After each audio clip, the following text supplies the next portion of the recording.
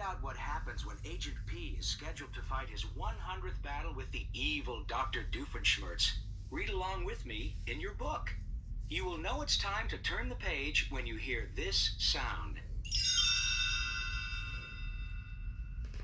Let's begin now. One summer day, Phineas and Ferb were watching the news when a platypus appeared on the screen. Phineas turned to their pet platypus, Perry. Hey, he looks like you, Perry. Of course, he doesn't look nearly as smart. Perry made a chittering sound. He agreed. The news reporter didn't know much about the platypus species. Well, what does it do? The zookeeper shrugged. Not much. He does like sandwiches, though. Just then, the platypus curiously sniffed the air. He smelled a sandwich. The platypus headed out of the zoo to follow the scent. A few minutes later, the phone rang. Jeremy was calling to talk to Candace, Phineas and Ferb's sister. I'll be at the big pet wash at the park today. Why don't you bring Perry to the park and we can wash him together? Candace set off to find Perry right away. But Perry wasn't just a pet. He was also a secret agent who had to save the tri-state area from the evil Dr. Doofenshmirtz on a daily basis. And he was already running late.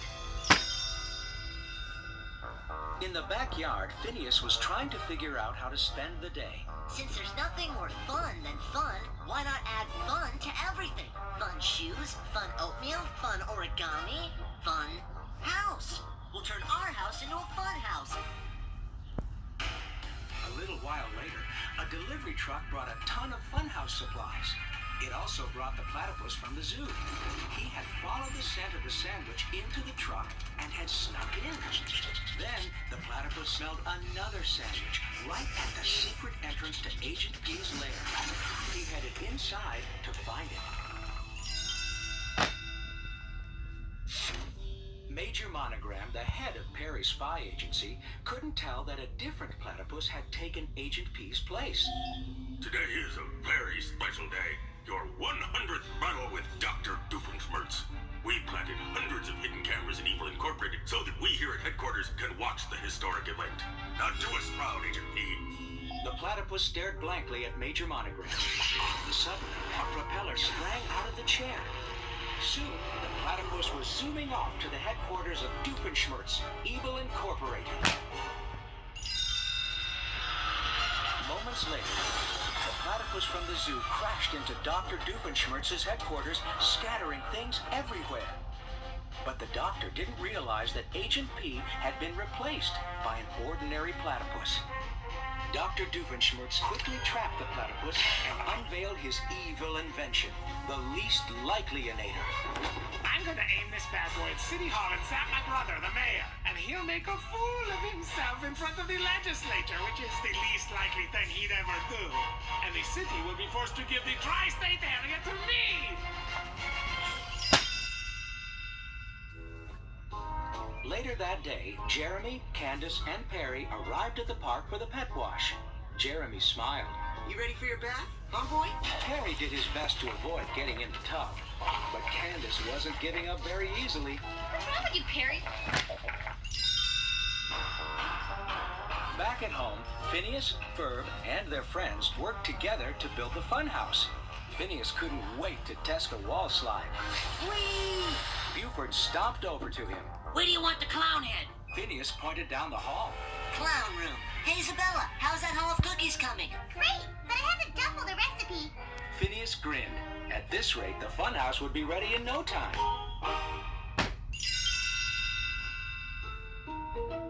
At Dr. Doofenshmirtz's headquarters, the doctor was about to launch his least likely-inator.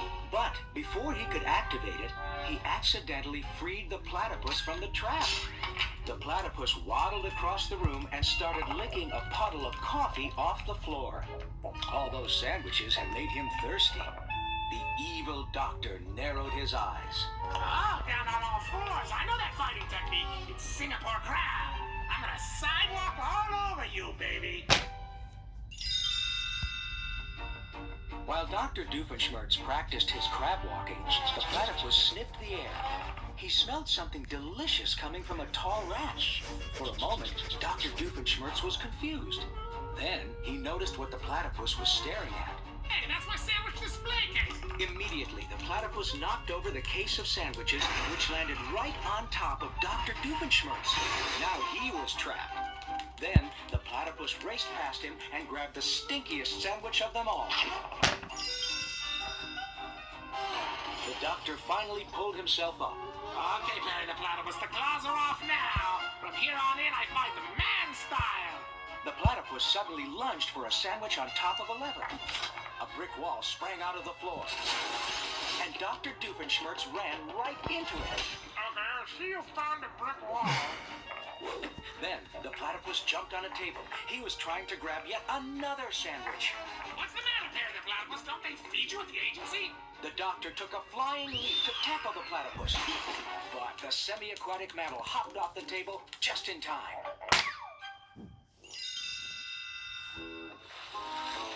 At the park, Candace managed to finally give Perry a bath. She handed him over to Jeremy and smiled. Here's cuteness. Now that bath time was over, it was time to take Perry back home. When they arrived, they were immediately sucked into a tunnel of flashing rainbow lights. Jeremy was impressed. A fun house? Man, your brothers are cool.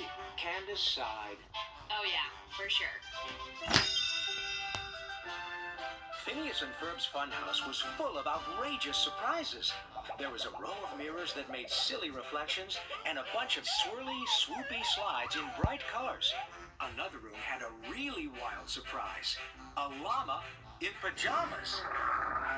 And yet another part of the funhouse had a row of super secret doors. Perry was relieved. Finally, he could transform into Agent P and slip away undetected. He had an important battle to get to.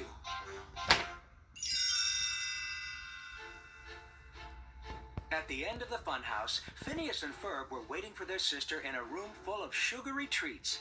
Phineas grinned.